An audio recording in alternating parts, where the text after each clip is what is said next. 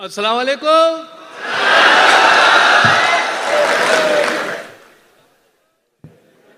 उसको प्रमोशन मिलेगा जिसके बच्चे 3 हैं। उसको प्रमोशन मिलेगा जिसके बच्चे 3 हैं। जाते जाते मंत्री जी ये भरोसा दे गए। उसको प्रमोशन मिलेगा जिसके बच्चे 3 हैं। जाते जाते मंत्री जी ये भरोसा दे गए। मैंने बेगम से ये पूछा अपने तीनों हैं कहां? मैंने बेगम से ये पूछा अपने तीनों हैं कहां? बोली बेगम जिनके बच्चे थे अपने ले गए। क्या कहने सज्जाद भाई, क्या कहने। वाह वाह वाह वाह वाह, क्या कहने। वाह वाह वाह वाह, फिर पढ़िएगा सज्जाद भाई। वाह वाह वाह। उसको प्रमोशन मिलेगा जिसके बच्चे 3 हैं। जाते जाते मंत्री जी ये भरोसा दे गए। मैंने बेगम से ये पूछा अपने तीनों हैं कहां? बोली बेगम जी ले गए। क्या कहने और भाई। वाह वाह वाह। 4 मिसरे तारुफ अपना कि मैं झंझट हूं, विरासत में मिली है शायरी मुझको। आहा, क्या मैं झंझट हूं, विरासत में मिली है शायरी मुझको। मेरे अब्बा के दादा जान के दादा भी शायर थे। आहा, क्या कहने। मैं झंझट हूं, विरासत में मिली है शायरी मुझको। मेरे अब्बा के दादा जान के दादा भी शायर थे। और जिस फन को चुराकर दोस्तों अशार कहता हूं, सुना है ये कि उस फन में मेरे दादा भी माहिर थे। क्या कहने। हिंदुस्तान में भी इंटरनेशनल मुशायरे होते हैं। एक साहब जो हिंदुस्तान से बाहर से आए थे शायर, और काफी देर तक उन्होंने वक्त लिया जबकि इतना वक्त नहीं था, बहुत शोरा की फहरिस्त थी। एक जुमला आप लोगों में से पास हुआ, ऑडियंस में से, सामाइन में से, वो जुमला और ये मेरे 4 मिसरे जो कताबंद किया है इस जुमले को, कि एक शायर बाहर से आया हिंदुस्तान में। एक शायर बाहर से आया हिंदुस्तान में, एक छेड़ी नज्म लंबी उसने लंबी तान में। 1 घंटे बाद ये पंडाल से आई सदा, खत्म ना हो जाए वीजा ये भी रखना ध्यान में। क्या कहने जी। वाह वाह वाह वाह वाह, क्या कहने से जा। एक शायर बाहर से आया हिंदुस्तान में, एक छेड़ी नज्म लंबी उसने लंबी तान में। 1 घंटे बाद ये पंडाल से आई सदा, खत्म ना हो जाए वीजा ये भी रखना ध्यान में। शुक्रगुजार रेहान साहब का, शाजिया साहिबा का, बहुत तमन्ना आपकी खिदमत की थी। आप सब हजरात का नाज़िम मुशायरा, बहुत खूबसूरत मुशायरा कंडक्ट कर रहे हैं। 4 मिसरे में अर्ज कर दूं आपके लिए। जी बिल्कुल, बिस्मिल्लाह कीजिए। खुदा मेरी हिफाजत करे, मैंने भागने के लिए दरवाजा देख लिया है। अगर एक शेर भी झंझट कभी चोरी का पढ़ता हूं, अगर एक शेर भी झंझट कभी चोरी का पढ़ता हूं, उठाकर आसमां सर पर सभी शायर बिगड़ते हैं। मगर नाज़िम आला को कोई कुछ नहीं कहता जो दौराने निजामत दूसरों के शेर पढ़ते हैं।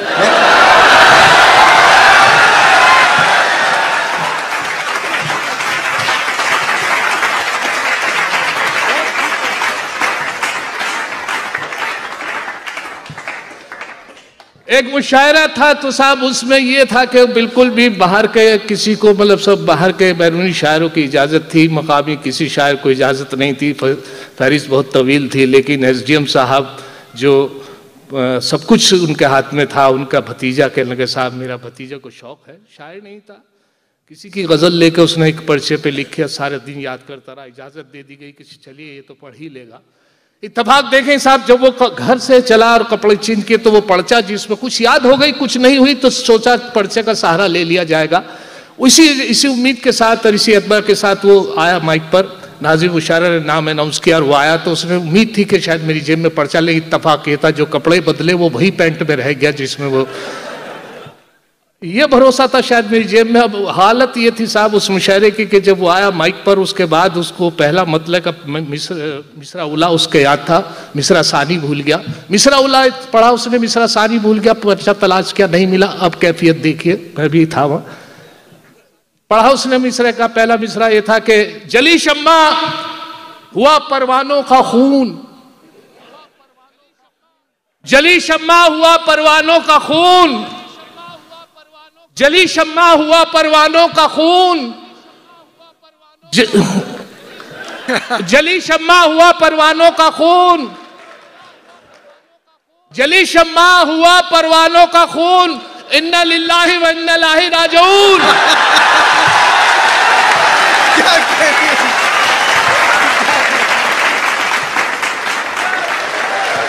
क्या कहने सज्जाद भाई, क्या कहने।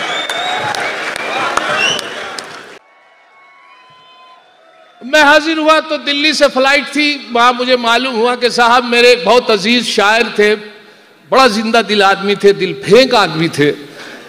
मामला ये था, उनके दर्द था, अपेंडिक्स का ऑपरेशन होना था, लेकिन साहब मैंने पूछा कि चलिए, उनकी तो पंथ हॉस्पिटल दिल्ली में वो एडमिट थे, लेकिन उनका ऑपरेशन जब मैं पहुंचा नहीं हुआ था, वो बिल्कुल ऐसे जगह लेटे हुए थे बर्थ पर जहां पर उनको ले जाना था ऑपरेशन के लिए। मैं इत्तेफाक से सही वक्त पर पहुंचा, उनसे मुलाकात, तो कैफियत ये थी, आए आए, हाँ, जिंदा दिल थे, बहुत शायर थे। देखिए साहब, टोन बदल गया, हाय, एक खूबसूरत नर्स उनके पास से गुजरी तो देख के कर ले, आए हाय।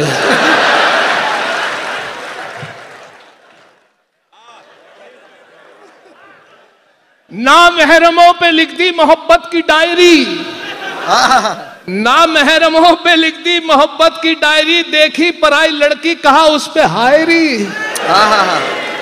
और बीवी जो हलाल तो है उस पे चुटकुले, माशूका हराम मगर उस पर शायरी।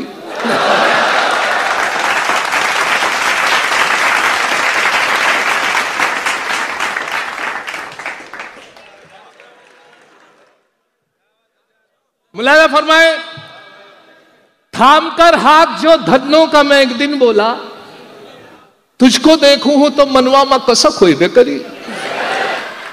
थाम कर हाथ जो धन्नों का मैं एक दिन बोला, तुझको देखूं तो मनवा में कसक होई बेकरी। मुंह पे झापड़ जो पड़ा, गूंज उठा कानों में, प्रेम का छुटिया पटाखा तो धमक हुई बेकरी। और बुलादा फरमाए इसी खानदान से, इसी हवाले से चार मिसरे और के, यकीन है मुझको वो मेरे होंगे अभी मैं उनको पटा रहा हूं। यकीन है मुझको वो मेरे होंगे अभी मैं उनको पटा रहा हूं। अभी तो खींची है कुछ लकीरें, अभी तो खाका बना रहा हूं। यकीन है मुझको वो मेरे होंगे अभी मैं उनको पटा रहा हूं। अभी तो खींची है कुछ लकीरें, अभी तो खाका बना रहा हूं। और कटी पतंग की तरह ही एक दिन खुद गिरेंगे वो छत पे मेरी। नहीं किसी पे है काट जिसकी मैं ऐसा मांझा बना रहा हूं।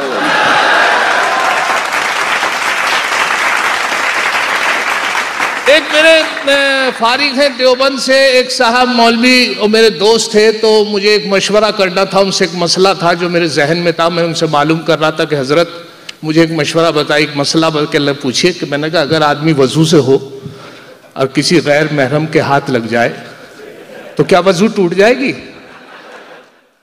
वो बोले वजू हाथ पैर टूट जाएंगे।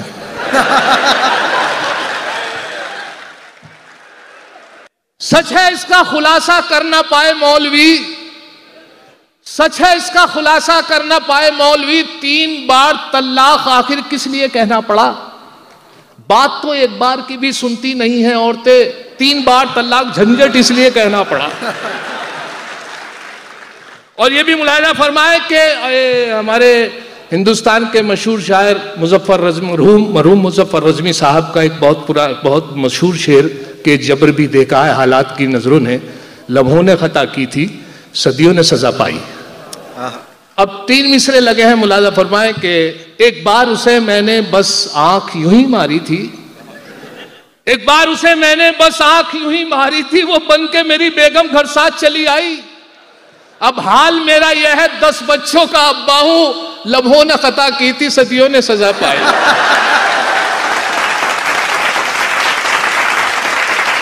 क्या कहने सज्जाद भाई, वाह वाह वाह। एक बार उसे मैंने बस आंख यूं ही मारी थी, वो बन के मेरी बेगम घर साथ चली आई।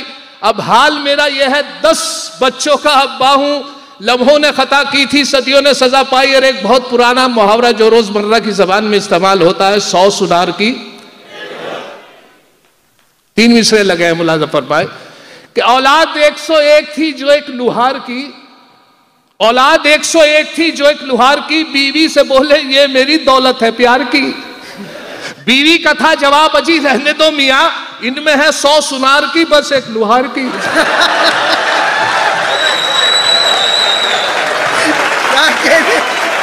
क्या कहने सज्जाद भाई, क्या ही कहने, क्या कहने।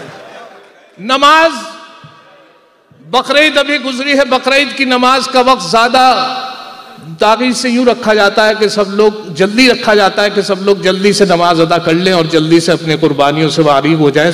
6 बजे से शुरू हो जाता है, 6:30, 7, पौने 7, 7:30 हमारे यहाँ भी 6 बजे का वक्त था। तो देखिए मुझे आँख देर से खुली, भाग के नमाज पकड़नी पड़ी और हालत ये थी कि मुझे तो शायद ये था कि शायद ना मिल पाए बाजमाल, लेकिन अल्लाह का शुक्र है पहली रकात से नमाज मिली। बिल्कुल पिछली सफ में मैं खड़ा हुआ, ये यकीन के साथ कि शायद मेरे बाद कोई और नहीं आ पाएगा, लेकिन अल्लाह का शुक्र है पहली रकत से नमाज मिली। अब ये माहौल था, ये मुलाजा करें कि वो जब मैं खड़ा हुआ तो एक रकत निकलने के बाद 2 लड़के बड़ी तेज भागे हुए आए, उनकी एक रकत निकल गई थी और बड़ी तेज हाँफ रहे और उनकी हालत खराब आते, अरे मेरे घर में बहुत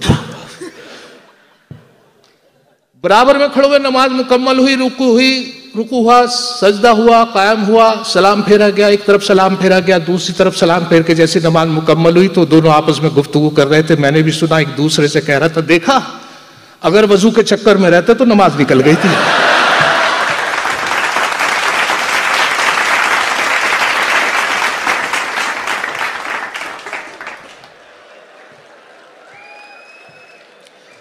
अब मुलाज़ा फरमाए कि दाढ़ी अगर नहीं है मुसलमान तो है वो, दाढ़ी अगर नहीं है मुसलमान तो है वो, तबलीग के जलसों में भी जाता जरूर है। दाढ़ी अगर नहीं है मुसलमान तो है वो, तबलीग के जलसों में भी जाता जरूर है। पढ़ता नहीं नमाज कभी वो तो क्या हुआ, लेकिन जुमे के रोज नहाता जरूर है। लेकिन जुमे के रोज नहा, अच्छा लॉकडाउन से और ये जो कोविड का टाइम वक्त गुजरा है, हम लोगों की बड़ी परेशानी रही है, शायद लोगों पे भी, सभी पे वक्त बहुत ख़राब आया, हम लोगों का बड़ा बहुत वक्त गुजरा और कुछ तो इतना वक्त गुजरा कि बहुत शायर गुजर भी गए इस हादसे में, बहुत कम शायर रह गए। तो रिहान साहब, शाजिया साहब ने बस यही बचे माशाल्लाह। चलो तो ये इन्होंने बुला लिए माशाल्लाह, चलो अल्लाह का शुक्र है सब शायर। और हालत ये हुई कि साहब उस कोरोना में अगर किसी के यहाँ कोई मेहमान आ गया तो बस फंस के रह गया। 15-15 दिन मेरे यहाँ हालत ये रही कि उसके बावजूद भी मेहमान नहीं था पहले तो, और जब मेहमान नहीं था तो उसमें शुक्र भी अदा हुआ कि उसमें क्या हुआ कि गोश्त पे पाबंदी लग गई, गोश्त पे इतनी पाबंदी लग गई कि कोई उनकी खिदमत खातिर तवाज़ु के लिए कुछ नहीं रहा, तो मेहमान भी नहीं था। तो यहाँ से 4 मिसरे हुए कि अल्लाह मेरे घर की अब कायम रहे अजमत, अब घर में मेरे कोरमाओ नान नहीं है। अल्लाह मेरे घर की अब कायम रहे अजमत, अब घर में मेरे कोरमाओ नान नहीं है शुक्र खुदा गोश्त बंद होने की बदौलत अब घर में मेरे कोई भी मेहमान नहीं है।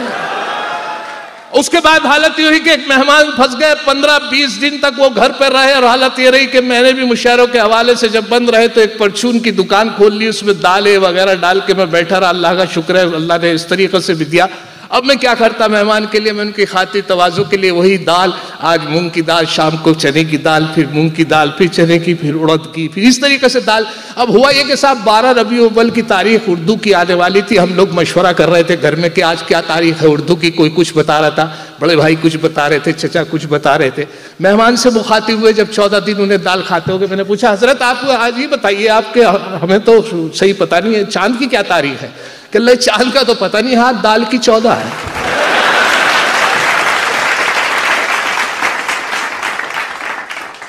उसके बाद में हमने सोचा कि वाकई बहुत दिन दाल खाते हो गए, तो मेरी वाइफ ने कहा कि एक तरीका ये भी है कि आप जो है इनके लिए अंडा करी बनवाएं। अरे मैंने कहा ये तो बहुत अच्छा मशवरा है, हमें मालूम नहीं था। मैंने अंडा करी बड़े अच्छे ढंग से उनके सामने पेश की बनवा के।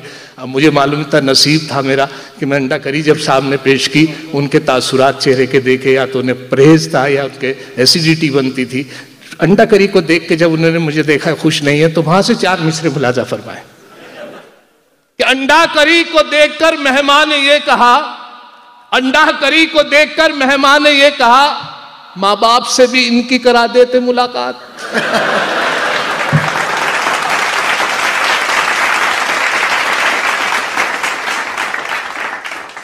अंडा करी को देखकर मेहमान ने ये कहा माँ बाप से भी इनकी करा देते मुलाकात, झंझट। ये बोले इनके तो माँ बाप नहीं है, फिलहाल इन यतीम के ही सर पे रख दो हाथ।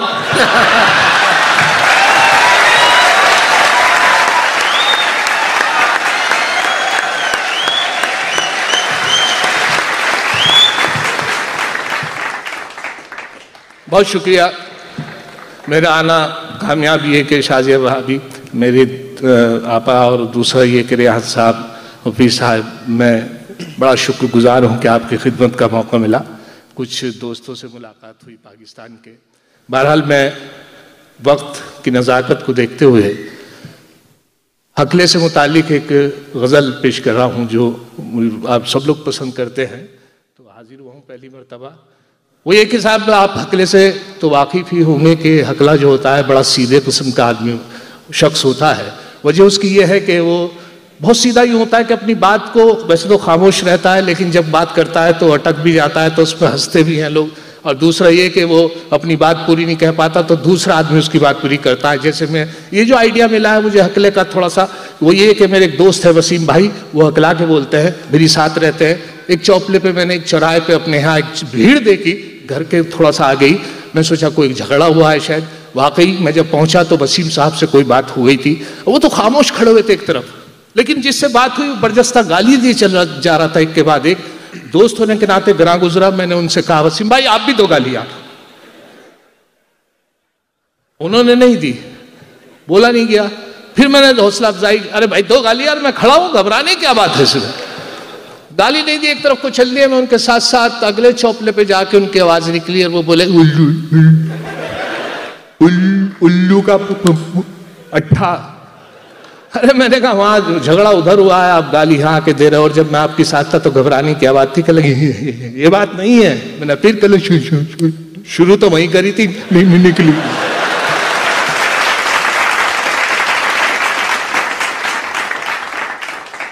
अब मुलाजा फरमाए वो गजल, वसीम साहब को किसी से इश्क हुआ।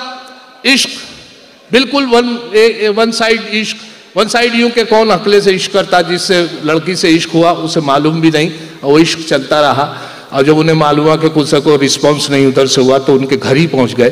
घर पहुंच के इतने सीधे आदमी कि उनके वालिद साहब से उनका हाथ मांग लिया। पता चला कि साहब उनकी पिटाई की गई, उनके भाइयों ने, उनके वालिद साहब ने खूब पिटाई की।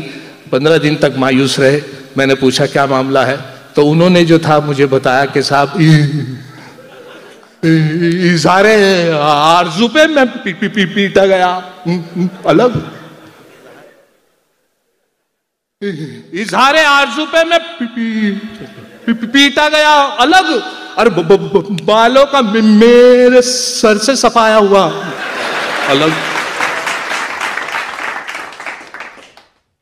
शेर मुलाजा फरमाए कि मत पूछिए कि कैसी क़यामत गुजर गई, मत पूछिए कि कैसी क़यामत गुजर गई, भाई जब उसका मुझको पकड़ ले गया अलग। अब ये शेर जो है कुछ शायरों की हकीकत भी इसमें बयान कर रहा हूं कि मत पूछिए कि कैसी क़यामत गुजर गई, भाई जब उस अलग। मुलाजा करें कि दो पार्ट के मैं बीच में ऐसा फंसा के बस, दो पार्ट के मैं बीच में ऐसा फंसा के बस, बीवी अलग है पीसती है दिलरुबा